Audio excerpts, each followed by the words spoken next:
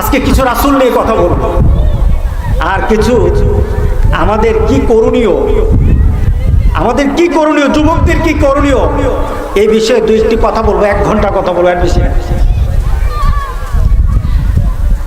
রাসূল পাক সাল্লাল্লাহু আলাইহি সাল্লাম পৃথিবীতে আসবেন, এই সিগন্যাল, এই কথাটুকু যখন রাসূল আসবেন তখন ছিল না। রাসূল পাক সাল্লাল্লাহু আলাইহি সাল্লাম আসার আগ থেকে প্রত্যেক নবী বলতেছিল যে আমার পর একজন নবী আসবে, মিন বাদি ইসমুহু আহমদ, আমার পর এক নবী আসবে, তার নাম কি? আহমদ। প্রত্যেক নবী এক স্লোগান যে আমরা চূড়ান্ত কোনো নবী নয়, আমাদের শেষে একজন নবী আসবে। রাসূল পাক সাল্লাল্লাহু আলাইহি সাল্লামের মেসেজ গোটা পৃথিবী জানে, গোটা পৃথিবীর আগের যত কওম ছিল সবাই জানে যে রাসূল পাক সাল্লাল্লাহু আলাইহি সাল্লাম আসবেন, তার নাম বলে মুহাম্মদুর রাসূলুল্লাহ। রাসূল পাক সাল্লাল্লাহু আলাইহি সাল্লাম দুনিয়াতে আগমন করবেন। বাবার পেশানিতে, আব্দুল্লাহর পেশানিতে একটা জ্যোতিময় চেহারা হয়ে গেল। চেহারাটা এত সুন্দর হয়ে গেল, রাসূল পাক সাল্লাল্লাহু আলাইহি ওয়াসাল্লামের পিতাকে আব্দুল্লাহকে বিয়ে করার জন্য আরবের মহিলারা সব পাগল হয়ে গেল।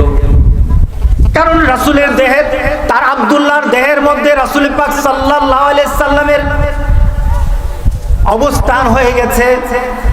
আল্লাহ তার মাধ্যমে, আব্দুল্লাহর মাধ্যমে রাসূলকে দুনিয়াতে আনবেন, একটা জ্যোতিময় চেহারা হয়ে গেছে। মহিলারা তার জন্য পাগল হয়ে গেল। মা আমিনার সাথে বিয়ে হয়ে গেল। বিয়ের পর রাসূল পাক সাল্লাল্লাহু আলাইহি ওয়াসাল্লাম তার বাবার পেশানি থেকে ট্রান্সফার হয়ে গেল মার রেহামে। মার কাছে যখন পৌঁছে গেল, আব্দুল্লাহর চেহারার মধ্যে যে জৌলুসতা ছিল, সৌন্দর্য ছিল, সৌন্দর্য চলে গেল।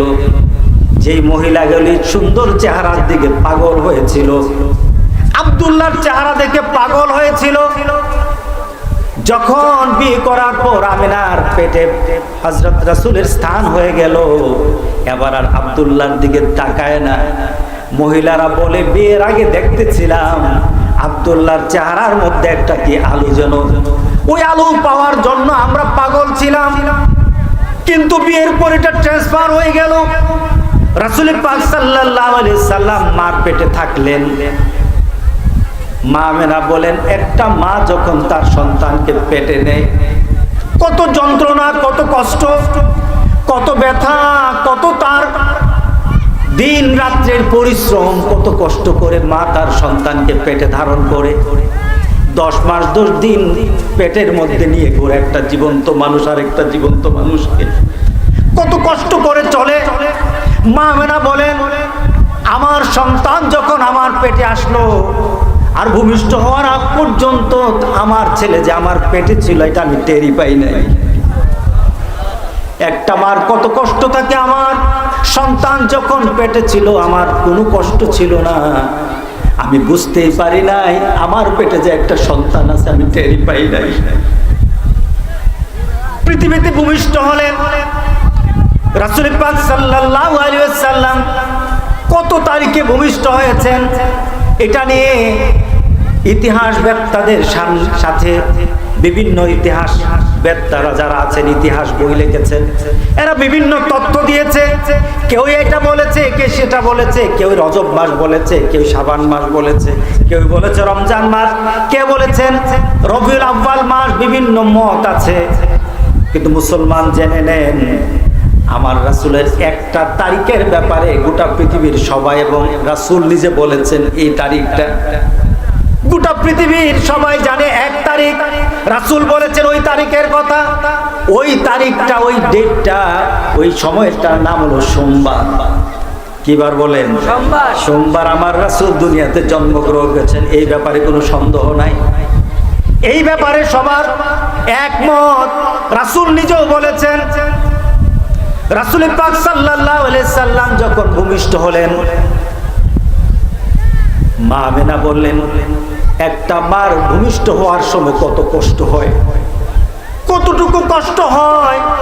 একটা জীবন্ত মানুষকে যদি তার হাত পা ভেঙে দেওয়া হয়, যতটুকু কষ্ট তার থেকে আরো বেশি কষ্ট করে আমার মা আপনাদের মা জন্ম দেওয়ার সময় এর থেকে বেশি কষ্ট দেয়, এর থেকে বেশি কষ্ট পায় মারা, এত কষ্ট করে আমাদেরকে ভূমিষ্ঠ দেয়।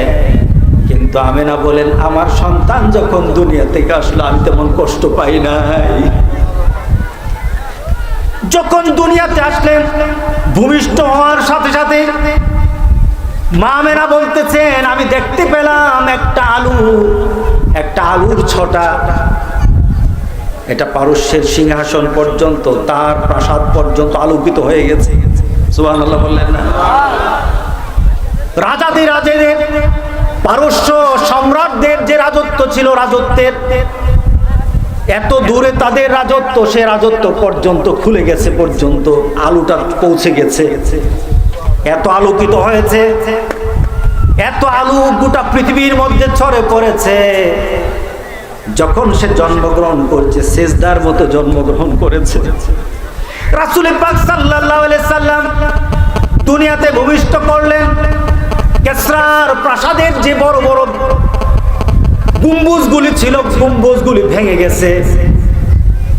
রাসূলের জন্ম একদিক, আলো পারস্য পর্যন্ত পৌঁছেছে। কিসরার বড় বড় দালানের যে ডোমগুলি ছিল, যে বড় বড় ডোমগুলি ছিল, ডোমগুলি পর্যন্ত ভেঙে গেছে, গম্বুজগুলি ভেঙে গেছে একদিনে, একটা মুহূর্তে পড়ে গেল।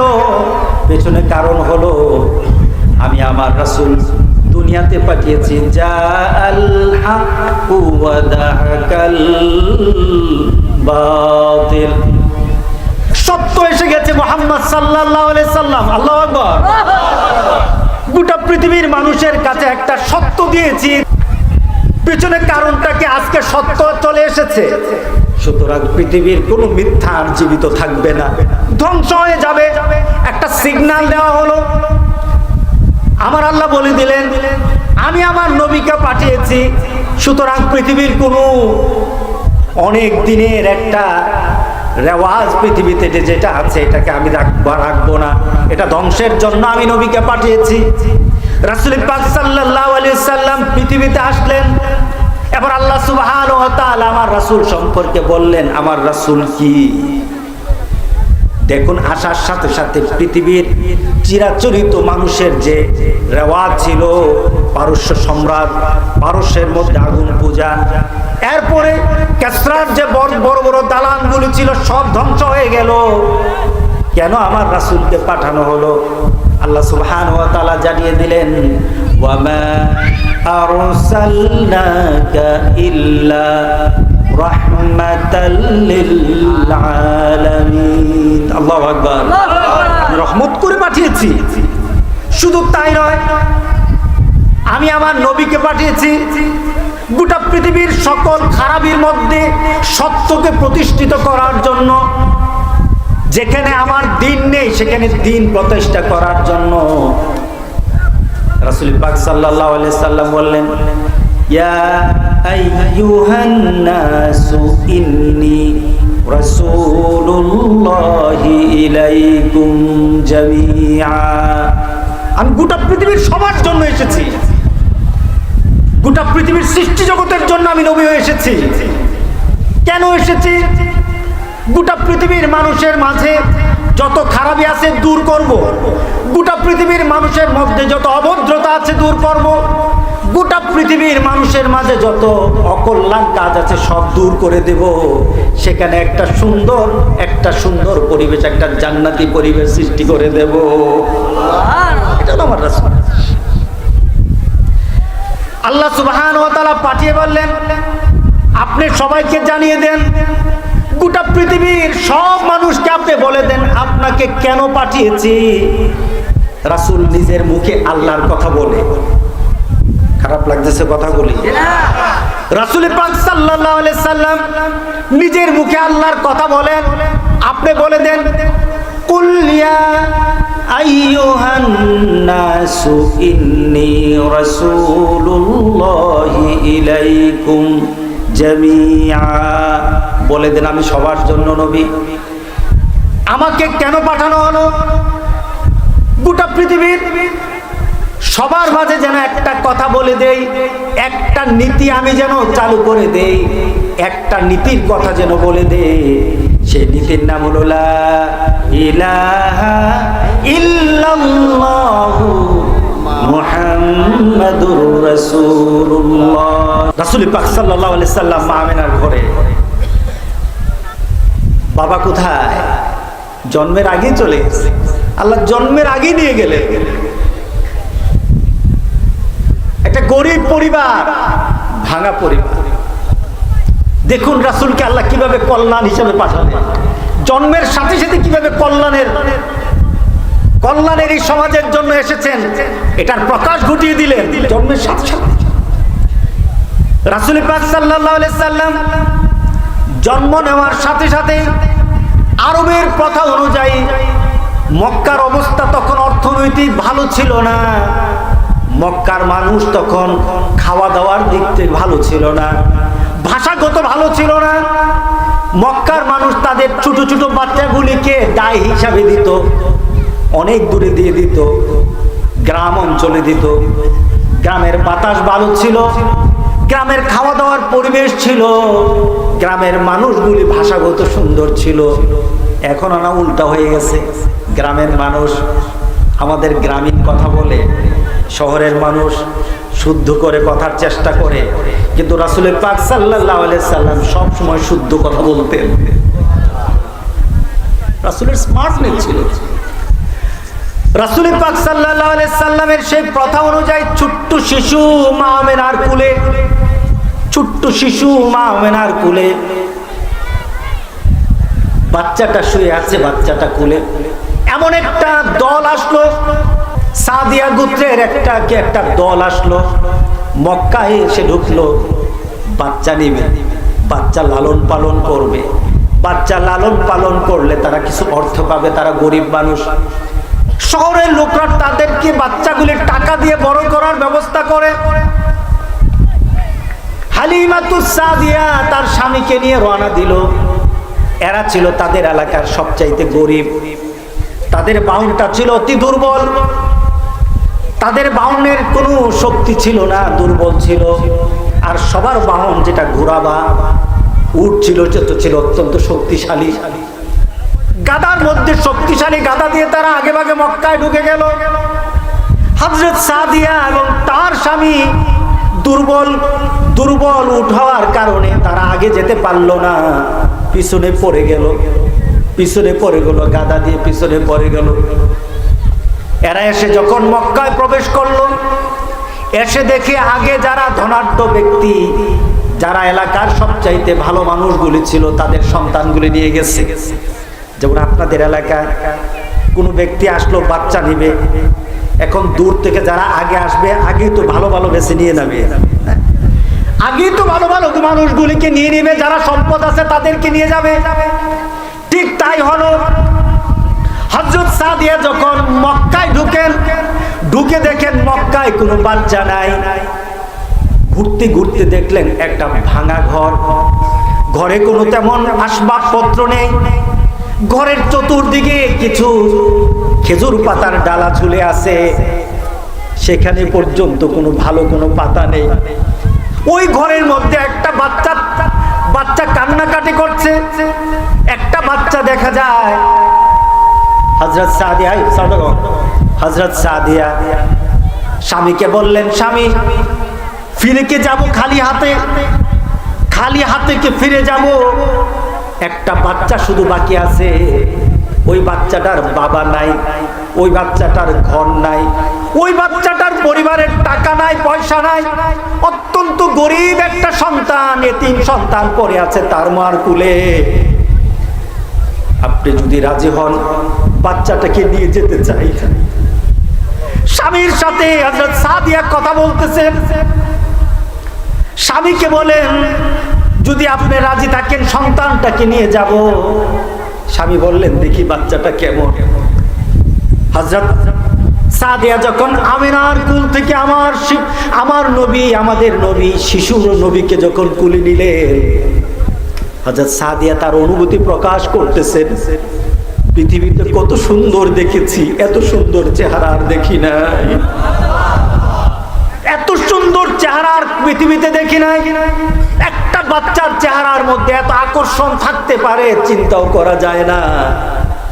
এবার স্বামীকে বলল, স্বামী গো, রাজি থাকো আর না থাকো, এত সুন্দর বাচ্চাকে আমি ফেলে যেতে পারবো না, আমি নিয়ে যাবো। উনি কি আমাদের নবী, বিশ্ব নবী, এতিম নবী মুহাম্মদুর রাসূলুল্লাহ সাল্লাল্লাহু আলাইহি ওয়াসাল্লাম। আরে মার কোলে পর্যন্ত একটা ভাঙা ঘরের মধ্যে বসা। গোটা পৃথিবীর কল্যাণ যার হাতে ছিল, আল্লাহ সুবহানাহু ওয়া তাআলা যার ব্যাপারে বলেছেন গোটা পৃথিবীর সবকিছু আপনার পায়ের নিচে আমি দিয়ে দেব, জান্নাতটা পর্যন্ত পায়ের নিচে থাকবে, সেই নবী একটা ভাঙা ঘরে জন্ম নিল। হযরত সাদিয়া বললেন, স্বামী তুমি রাজি থাকো আর নাই থাকো, আমি নিয়ে যাব। এবার প্রস্তুত। আগে ছিল আসার সময় যে ঘোড়াটা, আসার সময় যে বাহনটা ছিল দুর্বল, এবার এই বাহনের মধ্যে রাসূলকে কোলে নিয়ে যখন হযরত সাদিয়া বসলো, এবার বাহন কিন্তু দুর্বল না, বাহন হয়ে গেছে সবল। সুবহানাল্লাহ। চুপ করে বসে আছে, সুবহানাল্লাহ বলে। আগের বাহন তো ছিল, সেটা আগের বাহনই, বাহন তো পরিবর্তন হয় নাই, কিন্তু বাহনের মধ্যে যিনি বসেছেন তিনি হলেন বিশ্ব নবী মুহাম্মদুর রাসূলুল্লাহ সাল্লাল্লাহু আলাইহি ওয়াসাল্লাম। সেই কিন্তু বাহন চিনে ফেলেছে আমার মধ্যে কে বসেছে, আমার উপরে কে বসেছে সেটা চিনে ফেলেছে। সে আর নিজের ক্ষমতাকে দুর্বল মনে করে নাই, সে মনে করলো এখন পৃথিবীর সবচেয়ে ধনী আমি। সে গাধা পর্যন্ত চিন্তা করলো পৃথিবীর সবচেয়ে ধনী আমি, আমার উপর রাসূল বসা, সুতরাং আমার মধ্যে দুর্বলতা হবে না। সবার থেকে আগে চলে গেল, সুবহানাল্লাহ বলে না। আগে যারা আগে গেল তাদেরকে পিছনে বলে পিছনের সে সাদিয়া আগে চলে গেল, দ্রুততা বেড়ে গেল। তার পিছনে কারণ হলো ওয়ামা আরসালনাকা ইল্লা রাহমাতাল লিল আলামিন। আল্লাহু আকবার। আমার রাসূল। হযরত সাদিয়া বললেন, বাড়িতে আমার উটের আর দুম্বার উড়ের মধ্যে দুধ ছিল না, আমি কয়েকদিন পর্যন্ত তাদেরকে খাদ্য দিতে পারি না, আমার বাচ্চাদেরকে খাদ্য দিতে পারি না, তাদের উড়ে দুধ নাই, উটের উড়ে দুধ নাই, দুম্বার উড়ে দুধ নাই। কিন্তু যেই আমি আমার ছোট্ট শিশু মুহাম্মদকে নিয়ে আমি যখন আমার বাড়িতে ঢুকলাম, দেখলাম কারো ঘরের কারো বাড়ির উটের উড়ের মধ্যে, দুম্বার উড়ের মধ্যে কারো বাড়ির দুধ নেই, কিন্তু আমার বাড়িতে দুধে ভরা। এমনকি আমার বুকে দুধ ছিল না, আমার আপন সন্তান তাকে আমি দুধ দিতে পারি না, কিন্তু যেই মাত্র আমি মুহাম্মদকে আমার দুধটা লাগালাম, যখন ডান দিকের দুধটা আমি লাগিয়ে দিলাম, মুহাম্মদও খেতে পারলো, আমার সন্তানও তৃপ্তি হয়ে গেল। সুবহানাল্লাহ। এটা হলো আমার রাসূল, এটা হলো আমার রাসূলের পৃথিবীতে আগমন। রাসূল পাক সাল্লাল্লাহু আলাইহি ওয়াসাল্লাম কল্যাণ নিয়ে পৃথিবীতে আসলেন। এই কল্যাণের কথা বলতে বলতে রাসূল পাক সাল্লাল্লাহু আলাইহি ওয়াসাল্লাম 63 বছর কাটিয়ে দিলেন। রাসূলের জীবনী কত বছর, নবুয়ত কত বছর বলেন? আমি বলবো না, আপনাদের থেকে উত্তর চাইবো। আপনাদের স্কুলাপান তো এখন মাশরাফি চিনে, কি চিনে না? সাকিব আল হাসান চিনে, টেন্ডুলকার চিনে, বড় বড় ক্রিকেটার চিনে, ফুটবলার চিনে, গোটা পৃথিবীর নায়ক নায়িকা চিনে। দেখি আমার রাসূল চিনি কিনা, কি বলেন? পরীক্ষা করা দরকার আছে কিনা বলেন? আপনার তেতুয়া গ্রামের আমার কসবার যুবকগুলি আমার রাসূলকে চিনি কিনা দেখতে হবে। কথা ঠিক আছে কিনা বলেন? সবাইকে চিনে। এক ছেলেকে বড় লোকের ছেলে, বড় লোকের ছেলে তো এদেরকে ইসলামের থেকে একটু দূরে রাখে। তার কারণটা কি? ইসলাম কেমন যেন একটু ব্যাকডেটেড, একটু কেমন যেমন একটু পুরান, কেমন যেমন পুরান। ছেলেকে একজনে জিজ্ঞাসা করে, বাবা কলেমা পড়ো? বড় লোকের ছেলে বর্তমান মডার্ন ছেলে, মডার্ন স্মার্ট বয়। বাবা তুমি কলেমা পারো? না কলেমা কোনটা? তুমি পারো না লা ইলাহা ইল্লাল্লাহ মুহাম্মাদুর রাসূলুল্লাহ? না, it is sound of bigger. এটা তো ভিক্ষুকের কথা, ভিক্ষুকরা তো এটা দিয়ে ভিক্ষা করে, এটা আমি পারবো কেন? আমি তো ভিক্ষুক না। আজকাল সমাজে এমন সন্তান জন্মগ্রহণ করেছে, এমন সন্তান আমাদের সমাজে আছে। কথা ঠিক আছে কিনা বলেন? সব কিছু চিনে, আমার রাসূল চিনে না। বিশ্বাস হয় না? বড় বড় শিক্ষিত হয়ে যায়, কিন্তু আমার রাসূলের জীবনী পড়ে নাই। অনেক উন্নত হয়েছে, কিন্তু আমার রাসূলের জীবনী পড়ে নাই। এমন আছে কিনা বলে? ডক্টর মোহাম্মদ শহীদুল্লাহ, অজুবুকেরা একটু জানো না আমার রাসূল সম্পর্কে কিছু বলি। ডক্টর মোহাম্মদ শহীদুল্লাহ উনি কয়টা ভাষা জানতেন বলো তো? 18টা ভাষা জানতেন। উনি ছিলেন ভাষা পণ্ডিত। মানুষটা ছিল 3 হাত 3.5 হাত, দাড়িটা ছিল 2 হাত, টুপিটা ছিল 1 হাত। আলহামদুলিল্লাহ, কি সুন্দর চেহারা, ছোট মানুষ। ডক্টর মোহাম্মদ শহীদুল্লাহ ঢাকা বিশ্ববিদ্যালয়ের একটি অনুষ্ঠান, সেখানে সব শিক্ষিতরা, বড় বড় শিক্ষিত, ডক্টরেট, সবাই ডক্টরেট, সবাই অনেক বড় বড় উচ্চ শিক্ষিত। উনি হলেন সেখানে চিফ গেস্ট। উনি বললেন, তোমরা উচ্চ শিক্ষিত হয়েছ, কিন্তু তোমরা কি জানো তোমার শিক্ষার মান যত উপরে থাকুক, যতটুকু তোমার উচ্চ শিক্ষিত তুমি হও, কিন্তু তুমি যদি কোরআন এবং হাদিস না জানো, আল্লাহ রাসূল না চিনো, তুমি শিক্ষিত হতে পারবা, তুমি মূর্খ শিক্ষিত। কথা ঠিক আছে কিনা বলেন? তুমি মূর্খ। কারণ যে আল্লাহকে জানে না, রাসূলকে জানে না, সে উচ্চ শিক্ষিত হতে পারে, কিন্তু এই দৃষ্টিতে, আল্লাহ রাসূলের দৃষ্টিতে কিন্তু সে মূর্খ। কথা ঠিক আছে কিনা বলেন? আমি অনেক দিন আগে, বেশ কয়েক বছর খানেক আগে, একটা মসজিদে একটা দোয়াতে গেলাম। মসজিদটা ছিল বনানীতে। সেখানে তো গরিব লোক থাকে নাকি? হ্যাঁ, সেখানে কেসিনো থাকে। কেসিনো কে থাকে? কেসিনি খুর, মদ খুর, বাড়িতে লাড়া দিলে খালি মদ বের হয়। কথা ঠিক আছে কিনা বলে? ওই বাড়িগুলি নাড়া দিবেন, যে কোনো বাড়ি নাড়া দিবেন মদের বোতল, সেখানে কোরআন পাওয়া যায় না। কথা ঠিক না? তা আমার পাশে একজন উচ্চ শিক্ষিত, আমি ওনার পরিচয় পেয়ে আশ্চর্য, বাংলাদেশের বিশাল একটা পুরসা হল করে আছে। তো দোয়া হবে, ঠিক একেবারে ইমাম সাহেবের কাছাকাছি আমি বসা, তার পাশে উনি বসা, আর অনেক ভিআইপিরা আছে। এক পর্যায়ে কথা চলছে, ইমাম সাহেবের পাশে মাঝে মাঝে দেখবেন অনেক মসজিদের মধ্যে বড় একটা লাঠি থাকে, থাকে না? এটা কি মারামারি করার জন্য? জঙ্গি? এটা কি জঙ্গি নাকি? দাড়ি দেখলে জঙ্গি নাকি? হ্যাঁ, আলহামদুলিল্লাহ, আমাদের প্রধানমন্ত্রী সুন্দর কথা বলে ফেলেছে যে দাড়ি দেখলে জঙ্গি না, দাড়ি দেখলে অন্য কিছু বলবা না। কারণ দাড়িকে আমি পছন্দ করি, নামাজকে আমি পছন্দ করি, সাবধান দাড়ি নিয়ে যেন কটাক্ষ না করা হয়। কিন্তু বাংলাদেশে এরকম হয়, দাড়ি নিয়ে গেলেই কয় যে গন্ধ করে, আছে কিনা? দাড়ি দেখলেই মনে হয় সেজন্য অন্য জগতের মানুষ।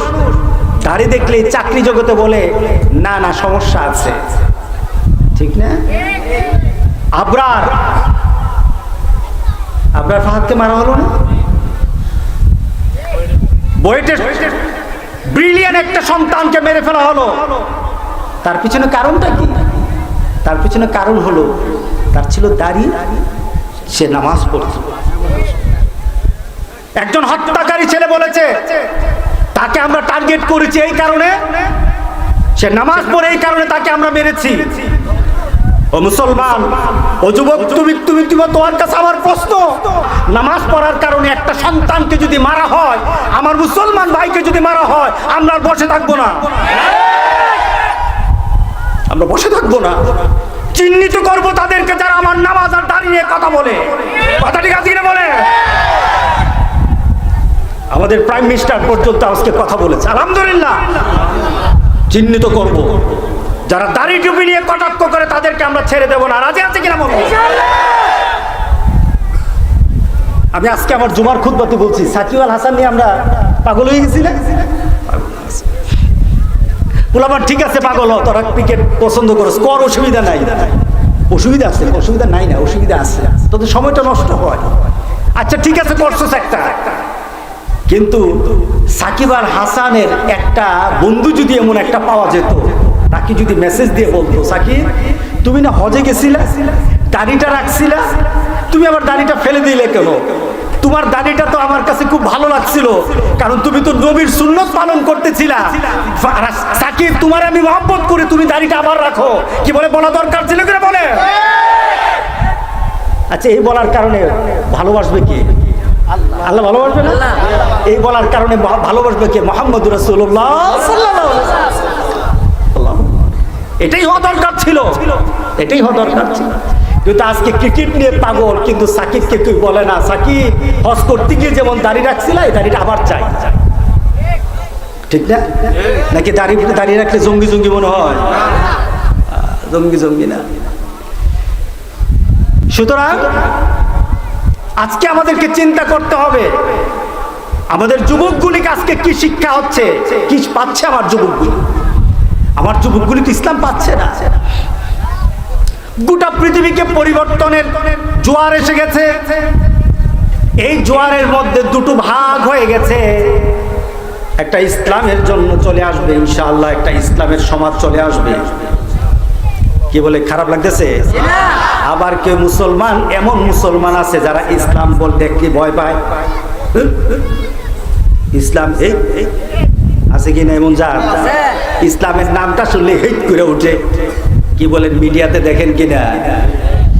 আমার ইসলামের মধ্যে কোন ধরনের ভীতিকর কোনো পরিবেশ সৃষ্টি করে না। কথা ঠিক আছে কিনা বলে? আমার ইসলামের সেই সৃষ্টি থেকে আরম্ভ করে আদম আলাইহিস সালাম থেকে ইসলাম সৃষ্টি, কিয়ামত পর্যন্ত ইসলাম কোনো মানুষের জন্য অকল্যাণ আনবে না, কল্যাণ বয়ে আনবে। কথা ঠিক আছে কিনা বলেন? ইসলাম কি শুধু মুসলমানের ইসলাম? হ্যাঁ, সূর্যটা কি মুসলমানের সূর্য? পানিটা কি মুসলমানের পানি? গোটা পৃথিবীর সবার জন্য যেমন ইসলামটাও ঠিক তেমন। রাসূল পাক সাল্লাল্লাহু আলাইহি সাল্লাম নিজে ঘোষণা দিলেন, কোন বিধর্মীর গায়ে যদি কেউ টোকা দেয়, কে বিধর্মীর উপর যদি অত্যাচার করে, ইসলামের কথা বলে মানুষের উপর যদি কেউ জুলুম করে, আমি মুহাম্মদ সাল্লাল্লাহু আলাইহি সাল্লাম বিধর্মীর উপর যদি জুলুম হয়, আমি কাল হাসরের দিন বিধর্মীর পক্ষে থাকব। তিনি হলেন মুহাম্মদ রাসূলুল্লাহ সাল্লাল্লাহু আলাইহি সাল্লাম। হযরত ওমর রাস্তায় দেখতে পেলেন একটা লোক ভিক্ষা করে। হযরত ওমর খলিফাতুল মুসলিমিন রাস্তায় দেখেন একটা লোক ভিক্ষা করে। এই তুমি ভিক্ষা করো কেন? শক্তি নাই, ভিক্ষা করে কোনো বাড়ি থেকে কোনো খাওয়া দাওয়ার ব্যবস্থা হয় না, কোনো কিছু নাই, পরিবারে আমার কেউই নেই। হযরত ওমর তাকে হাত ধরে তাকে তার কর্মশালায় নিয়ে গেলেন, কর্মস্থানে নিয়ে গেলেন, চিঠি লিখলেন, খাজানা যেখানে গোডাউনে আছে সেখানে চিঠি লিখলেন। গোডাউনের রক্ষকের কাছে, মন্ত্রীর কাছে চিঠি লিখে বললেন, এই লোকের জন্য খাদ্যের প্রয়োজন, বাসস্থানের প্রয়োজন, পড়ার প্রয়োজন, এই ইহুদিকে এখন থেকে দাও। বৃদ্ধ ভাতা চালু করলেন হযরত ওমর। আল্লাহু আকবার বলি। আমাদের সমাজে বৃদ্ধ ভাতা আছে কি না? আছে না? কার্ড দেয় না? এটা খায় কে? কথা কয় না? হ্যাঁ, বৃদ্ধরা খায় না? বৃদ্ধরা পায়, আর কইলাম না। হ্যাঁ, বৃদ্ধ কার্ড বৃদ্ধ পায় না, বৃদ্ধ পায় সমাজের মধ্যে আছে কি না? কিন্তু বৃদ্ধকে হাত ধরে বললেন, তুমি কি ইহুদি হতে পারো, খ্রিস্টান হতে পারো, কিন্তু সমাজের জন্য তোমার একটা ভূমিকা ছিল। তোমার যৌবনটা দিয়ে দেশকে তুমি গড়েছো। তুমি হিন্দু, তুমি খ্রিস্টান, তুমি বুদ্ধ, তুমি অন্য কোনো ধর্মাবলম্বী, ইসলাম এটা বাঁচে না। ইসলাম হচ্ছে মানবতার জন্য অগ্রসর হতে হবে। কথা ঠিক আছে কিনা বলে? এটা আমার ইসলাম, এটা আমার রাসূলের সুন্নাহ। নাকি হিন্দু দেখলে দেখাইবেন? হ্যাঁ, ভুলায় আমার রাসূলকে কটাক্ষ করে কথা বলেছে, ঠিক না? তবে আমরা ওইভাবে বলি না, চিলে কান নিচে চিলের পিছনে দৌড়াবো না। আমার আল্লাহর কথা হলো ফাসিকুম বিনাবাইন ফাতাবায়ানু, এটা আল্লাহর কথা। আমাদের সমাজে কিন্তু মানুষ ভুয়া কথায় মানুষকে অত্যাচার করে, মানুষের উপর বিভিন্ন সিদ্ধান্ত নেয়, মানুষের উপর সন্দেহ করে, আছে কিনা বলেন? আপনি কি মানুষের কথা মানবেন নাকি আল্লাহর কথা মানবেন? হাতটা উপরের দিকে দেই।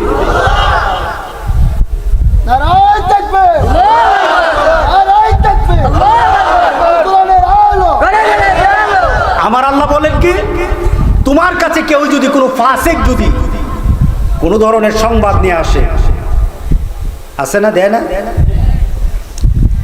যেমন পারিবারিক দ্বন্দ্ব লাগায় দেয়, স্বামী থাকে বিদেশে, স্ত্রী থাকে বাড়িতে, স্বামীর কাছে ফোন করে বউটা কিন্তু বউটা কিন্তু উল্টা, স্বামী তখন সেখান থেকে বলে বই তো 1 তালাক 2 তালাক 3 তালাক, আছে কি না?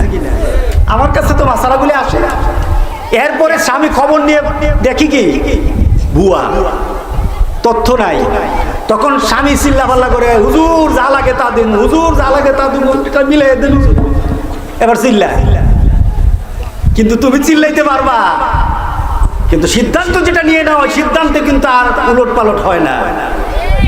কিন্তু তুমি কথা শোনার পর যদি ফাতাবায়ানু, তুমি এটাকে যাচাই বাছাই করো, একটা সিদ্ধান্ত আসবে, সত্য হতে পারে মিথ্যা হতে পারে, তখন তোমার আর কষ্ট হবে না।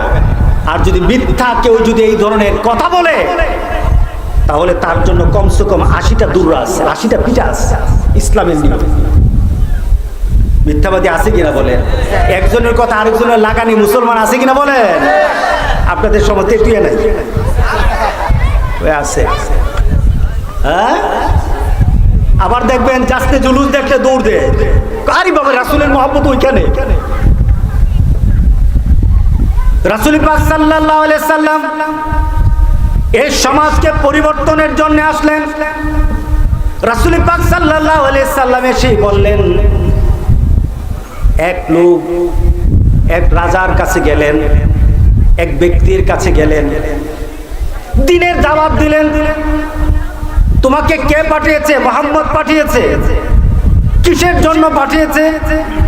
দ্বীনের দাওয়াত দেওয়ার জন্য, কলেমার দাওয়াত দেওয়ার জন্য। কলেমা হলো লা ইলাহা মুহাম্মাদুর রাসূলুল্লাহ, এই ঘোষণা দাও, তুফলিহুন, শান্তি হয়ে যাবে। আমরাও তোমার সাথে দ্বন্দ্ব করব না, তুমিও শান্তি পাবা, এই কলেমার মধ্যে চলে আসো।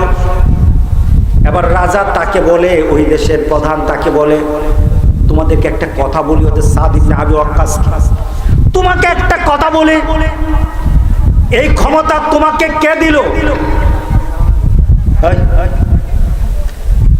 এই ক্ষমতা তোমাকে কে দিল? আমার মতো সমাজপতির সামনে কলেমা কথা, একটা নতুন ইসলামের কথা, ধর্মের কথা বলার ক্ষমতা তোমাকে কে দিল? এই ক্ষমতা কে দিল? তুমি না গোলাম ছিল, আরবের মানুষগুলো তো গোলাম ছিল, গরিব ছিল, তুমি একটা গরিব ভিখারি, তোমার মতো লোক আমার সামনে দাঁড়ানোর ক্ষমতা কোত্থেকে বলা? তখন সাদ দাঁড়িয়ে বলল, আমি ক্ষমতা পেয়েছি কারণ আমাকে আমার রাসূল শিখিয়েছেন লা ইলাহা ইল্লাল্লাহ মুহাম্মাদুর রাসূলুল্লাহ। এই কলেমার ঘোষণার সাথে সাথে আমাকে বলল ইখরাজুল ইবাদ ইলা ইবাদাতিল্লাহি ওয়াহদা। সুবহানাল্লাহ বলে। আমার ভিতরে সাহস তুমি খুঁজো, কোত্থেকে সাহস পেলা? মুসলমান শুনো তোমার বন্ধু কি বলে, ও মুসলমান শুনো তোমার ভাই কি বলে, ও মুসলমান শুনো তোমার আগের যে মুসলমানরা ছিল তারা কি বলে। রাজার সামনে দাঁড়িয়ে বলো, তুমি বলেছো, আমি সাহস থেকে পাই? আমাকে সাহস দিয়েছে কালেমা, আর কলেমা আমাকে শিখিয়েছে ইখরাজুল ইবাদ মিন ইবাদাতিল ইবাদ। গোটা পৃথিবীর যত ধরনের মানুষের ইবাদত করা, মানুষের কথা মানা, কোন দেব দেবীর পূজা করা, দেব দেবীকে মানা, সব কিছু থেকে আমাকে আমার রাসূল শিক্ষা দিয়েছে, কলেমা শিক্ষা দিয়েছে, একজনকে মানতে হবে, তিনি হলেন লা ইলাহা ইল্লাল্লাহ। সুবহানাল্লাহ বললেন না? আমি কিন্তু আলোচনা শেষ দিকে, আমি যতটুকু পারি আমার প্রথম এবং শেষে একটু গুছানো থাকে, আলহামদুলিল্লাহ। এই কলেমা নিয়ে যারা চলবে, এই কলেমার উপর যারা কায়েম থাকবে, এই কলেমাকে যখন সব সময় মনে রাখবে। কে বলেন কলেমাকে কখন মনে রাখবো বলেন?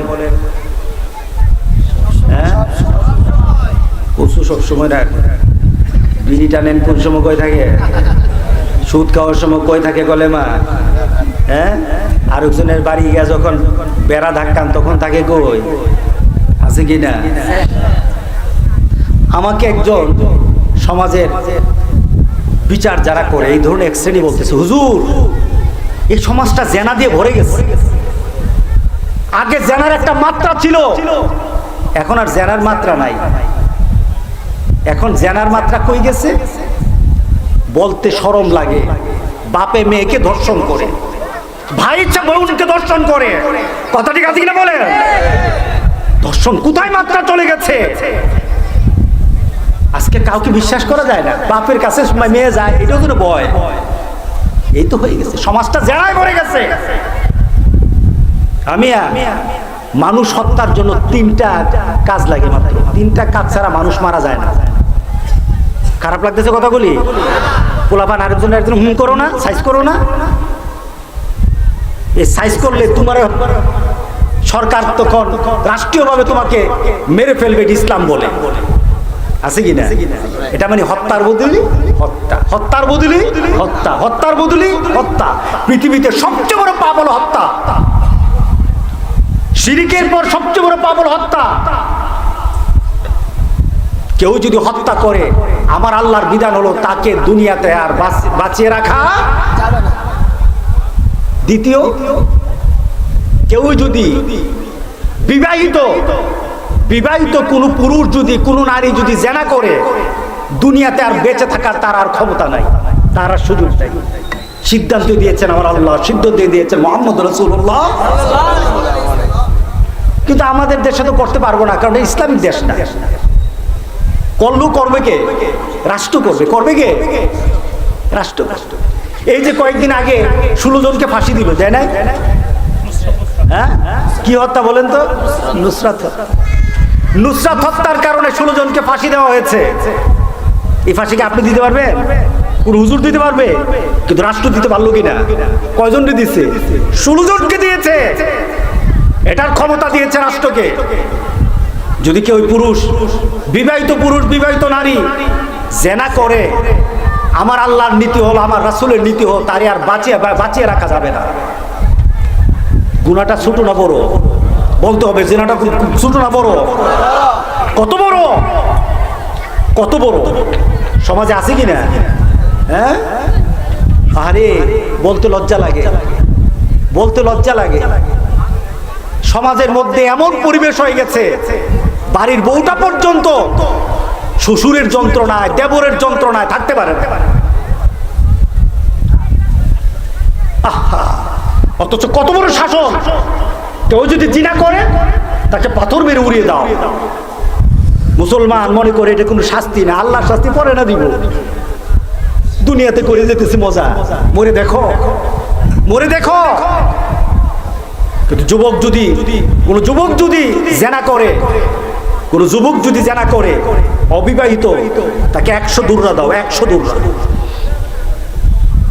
মুসলমান, এই দুররা যদি চলে, সমাজ ভালো হবে না খারাপ হবে? এখন তো আর বিচার টিচার করা যাবে না, জেনা করলেও কিচ্ছু নাই, অসুবিধা নাই। ভালোবাসায় যাই হয় সব জায়েজ। সমাজ আমাকে শিখায়, মিডিয়া শিখায়, বিভিন্ন নাটক শিখায় যে পারস্পরিক সম্পর্কের মাধ্যমে যাই হয় সবই বৈধ। কি বলে? ঠিক না? সবই বৈধ। হযরত ওমর একবার তার ছেলের সামনে দাঁড়িয়ে গেল, আবু শামা তার সামনে দাঁড়িয়ে গেল, বাবা এই মহিলাকে চিনো? জি জি। কারণ সামনে কে দাঁড়ানো? কে দাঁড়ানো বলেন? আশাদ্দু ফি আমরিল্লাহ, আশাদ্দু ফি আমরিল্লাহ, আশাদ্দু ফি আমরিল্লাহ। হযরত ওমর একটাই শুধু জানে, আমার আল্লাহর ওয়ার্ডারের সামনে গোটা পৃথিবী একদিক, আমার আল্লাহর ওয়ার্ডার একদিক, আমার রাসূলের নীতি একদিক, আর গোটা পৃথিবী একদিক। আমি আল্লাহ রাসূল চাই, আর কিছু চাই না। আবু শামা দাঁড়িয়ে গেল, বাবা ভুল করেছি, মাফ করে দাও, তওবা করবো। বাবা তওবা করো, ঠিক আছে। আবু শামার মা দাঁড়িয়ে গেল, মাফ করে দেন, যা বলবেন তাই করব, যা বলবেন তাই করব। উমর বললেন সব কিছু করো, কিন্তু আমি আমার আল্লাহর নীতিকে আমি মাটিতে পড়তে দেব না। কারণ কাল হাসুরের দিন আমি কার সামনে দাঁড়াবো? আমি কি আমার নেতার সামনে দাঁড়াবো? আমি কি আমার পীর সাহেবের সামনে দাঁড়াবো? আমি কি অন্য কোনো ব্যক্তির সামনে দাঁড়াবো? তখন তো আমি আল্লাহ রাসূলের সামনে দাঁড়াবো, আমি সেখানে লজ্জিত হতে পারবো না। কি করবে? বিচার হবে। কি বিচার হবে? তাকে দৌড়া মারা হবে, তাকে মারা হবে। রাসূল যেভাবে বেড়েছেন সেইভাবে, রাসূল যেভাবে বলেছেন সেইভাবে। জল্লাদকে বলা হলো চাবুক আনো, আঘাত আরম্ভ করো। তবে আমার সন্তান, এই কারণে যদি চাবুক মারতে একটু এদিক ওদিক করো, তোমার পিঠে চাবুক করবে। সুবহানাল্লাহ বললেন না? যুবক পরিবর্তন হও না, না তুমি পরিবর্তন হও না। একটা যুবক দাঁড়িয়ে বলল, হুজুর আমি মদ খেতাম, আমি মদ খেতাম, আমি মদের সাথে থাকতাম, মদ আমার প্রিয় ছিল। আমার এক পরিচিত ব্যক্তিকে তাকে বলতেছে, হুজুর আপনার মদের উপর আলোচনা শুনে আমি জানতাম মদ খারাপ, কিন্তু মদের উপর কথা শুনে আমার ভিতরে একটা পরিবর্তন এসেছে। আমি মদের পরিবারে বড় হয়েছি, আমি গুলশানের পরিবারে বড়, কিন্তু আজ থেকে আমি সিদ্ধান্ত নিলাম আর কোনোদিন মদ ধরবো না। যুবক, এটাই তো আমাদের পরিবর্তন, এটাই আমাদের পরিবর্তন। আবু শামাকে বললো, যাও তোমার বিচার আরম্ভ হয়ে গেল। আবু শামার বিচার আরম্ভ হয়ে গেল, পিটার পর পিটা, জল্লাদ আঘাতের পর আঘাত করা আরম্ভ করলো। আঘাতে আঘাতে এক পর্যায়ে সে বেহুশ হয়ে পড়ে গেল। হযরত ওমর তাকিয়ে আছে, কাকে মারা হইতেছে? বলে না, কাকে মারা হইতেছে? নিজের ছেলেকে মারতেছে কে? জল্লাদ। নিজে তাকিয়ে তাকিয়ে আছে। হযরত ওমরের দেহের মধ্যে তখন এমন কোন অবস্থা না, শৈথুল্য না, আন্তরিকতা না, তখন একটা মুডে আছেন উনি। সেই মুডটা হলো আল্লাহ রাসূলের নীতি আমি মানবই মানবো, আমার জান যাক, আমার ছেলে চলে যাক, একটা মুড। আল্লাহু আকবার। আমি আপনার কবরটা কিভাবে দেওয়া হবে বলেন? আপনার কবরটা কিভাবে দেওয়া হবে? আপনি ঠিক মৌতের আগে যদি আপনাকে বলা হয়, আপনার ছেলে গিয়ে বলে, বাবা তোমার কবরটা পূর্ব পশ্চিমে দেব, নিয়ত করছি, কি বলবেন? তুই আমার ঘর থেকে বাইরে, তোর মতো দুষ্ট ছেলে যেন আমার কাছে নাই, আমার জানাজার সময় তুই থাকবি না, আমার কবর দেওয়ার সময় থাকবি না, বলবেন না? বলবেন কিনা বলেন? নাকি ওই যে কুত্তা, হ্যাঁ হ্যাঁ, তারে কবর দিছি কেমনে? এতেও সারা জীবন উল্টা চলছে, কবর হয়েছে উল্টা, আকারও তো উল্টা। কথা ঠিক আছে কিনা বলে? এরপরে কি? আবু শামা আঘাতের পর আঘাত, এক পর্যায়ে বেহুশ হয়ে পড়ে গেল। জল্লাদকে বলল, জল্লাদ আঘাত চলতে থাকবে, আঘাত চলতেছে। বাবা তাকিয়ে আছে, চোখে কোনো পানি নেই, আছে শুধু কখন 100টা হবে গুনতেছে। এক পর্যায়ে গনার এক পর্যায়ে ছেলেটা বলল, বাবা আমার জন্য দোয়া করো, আমাকে যেন আল্লাহ মাফ করে দেয়, আমি বিদায় নিতেছি, আমার জন্য। আসসালামু আলাইকুম। সন্তান চলে যায় দুনিয়া থেকে। হযরত ওমর আর ধৈর্য ধারণ করতে পারলেন না। 20টা কিন্তু বাকি ছিল, 20টা 10টার মতো বাকি ছিল। যখন দুনিয়া থেকে চলে যায়, জল্লাদ তার লাঠিটা ফেলে দিলেন। হযরত ওমর ছেলেকে কোলে নিয়ে বলল, বাবা তুমি আমার রাসূলকে সালাম দিও, আমার রাসূলের সাথে যদি তোমার দেখা হয় রাসূলকে সালাম দিও, আর আমার ব্যাপারে বলো, আমার আব্বা আপনার যে খাদেমটা আপনার দ্বীনের উপর কায়েম আছে, তুমি আমার রাসূলকে সালাম দিও। দুনিয়া থেকে বিদায় হয়ে গেল, সন্তানটা বিদায় হয়ে গেল, কবর দেওয়া হলো। এরপর কবরের উপর পর্যন্ত আঘাত করা হয়েছে। ওমর বললেন, না আমি 100 পুরানো করে পারবো না, 100 পুরানো করে পারবো না। কেউ যদি ইসলামকে মহব্বত করে, সন্তানকে মহব্বত করে, আপনার সন্তানটা দুজুকে যাক, কে কে চান? একটা হাত উঠান তো দেখি। দুজুকে যাক আপনার ছেলে, কি বলেন? আপনার সন্তান দুজুকে যাবে, আপনি কি চান? কে কে চায় আমাদের সন্তান জান্নাতি হোক? কে কে চায়? সবাই চায়? বলেন সবাই চায় কিনা বলেন। আমি আমার সন্তানকে দুজক থেকে বাঁচাতে চাই।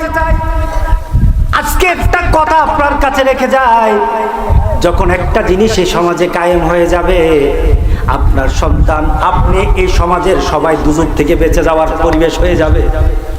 সেটা হলো আপনি আপনার সন্তানকে নিয়ে যখন মসজিদে ঢুকবেন, আল্লাহর কসম ফেরেশতারা পর্যন্ত তখন আপনার সাথে হাত মিলায়, ফেরেশতারা পর্যন্ত তখন আপনার সাথে হাঁটতে থাকে, ফেরেশতারা পর্যন্ত আল্লাহর কাছে আপনাদের জন্য দোয়া চাইতে থাকে।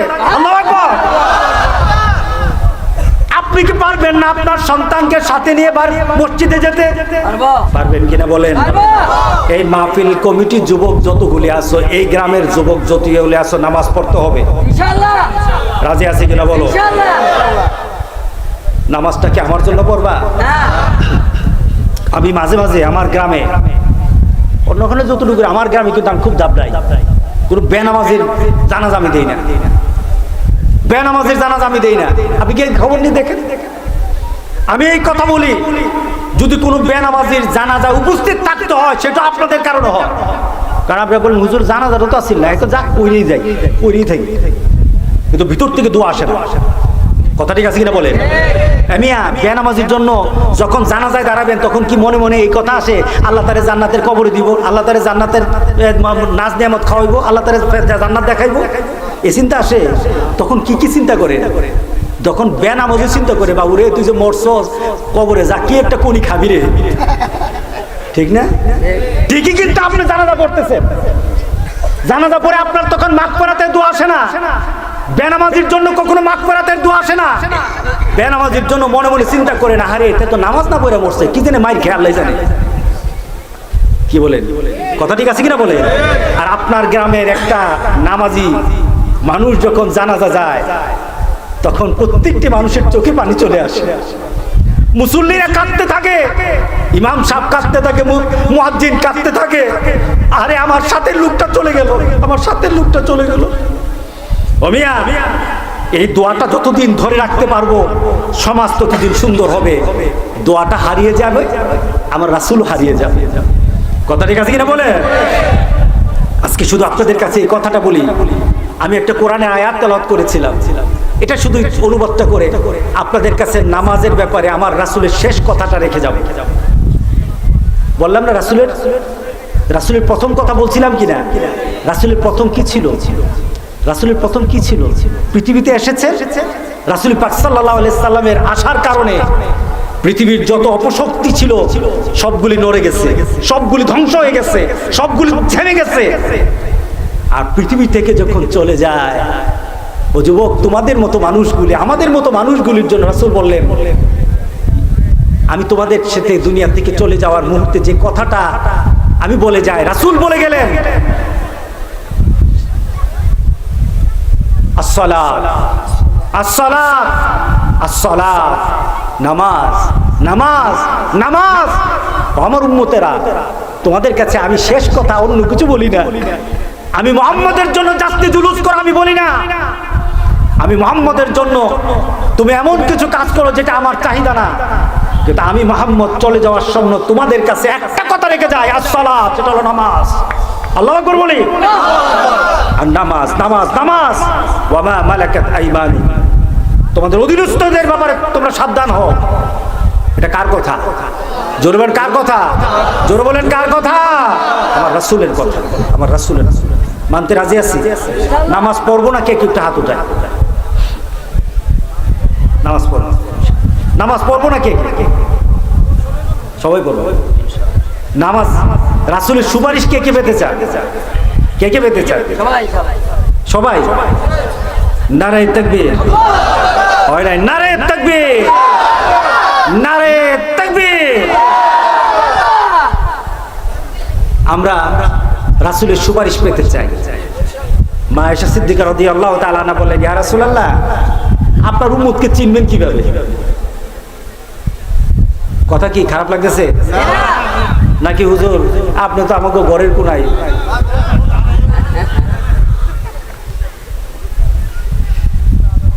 রাসূল পাক সাল্লাল্লাহু আলাইহি সাল্লামকে বলেন, ইয়া রাসূলুল্লাহ, হাসরের ময়দানে তো সব দাঁড়ানো থাকবে, বিলিয়ন বিলিয়ন মানুষ হবে, আপনার উম্মতকে চিনবেন কিভাবে? রাসূল বললেন, আয়েশা, লক্ষ ঘোড়া, এটা না কি মাঠ? এটা তেতুয়ার মাঠ, অনেক বড় মাঠ না? তেতুয়ার মাঠে সবগুলি ঘোড়া কালো, একটা ঘোড়ার কপাল সাদা মাত্র। বের করা যাবে কিনা? যুবকরা তোমাদের বর্তমান মডার্ন কি বলে? যাবে না নাকি? নাইক নাইকে লাগবে নাকি? যাবে কিনা বলেন? রাসূল বললেন যে একটা মাঠে লক্ষ ঘোড়া, সেখানে একটা ঘোড়ার কপাল যদি সাদা থাকে, যেমন বের করা যাবে, আমার উম্মত হাসরের ময়দানে সকল উম্মতের সাথে মিশে যাবে। কিন্তু আমার উম্মতগুলি থাকবে একটা নির্দিষ্ট পরিচয়, আমার উম্মতের থাকবে একটা নির্দিষ্ট চিহ্ন, আমার উম্মতের চেহারা থাকবে একটা নির্দিষ্ট আলু, সে আলুটার নাম হবে উজুর আলু। সুবহানাল্লাহ বলে। আলুটার নাম কি? উজুর আলু। উজু করতে কি ধোয়া হয়? মুখটা ধোয়া হয়, হাতটা ধোয়া হয়, পা ধোয়া হয়, মসে করা হয়। রাসূল বললেন এই অঙ্গগুলি সূর্যের আলো থেকে আরো চকমক করতে থাকবে।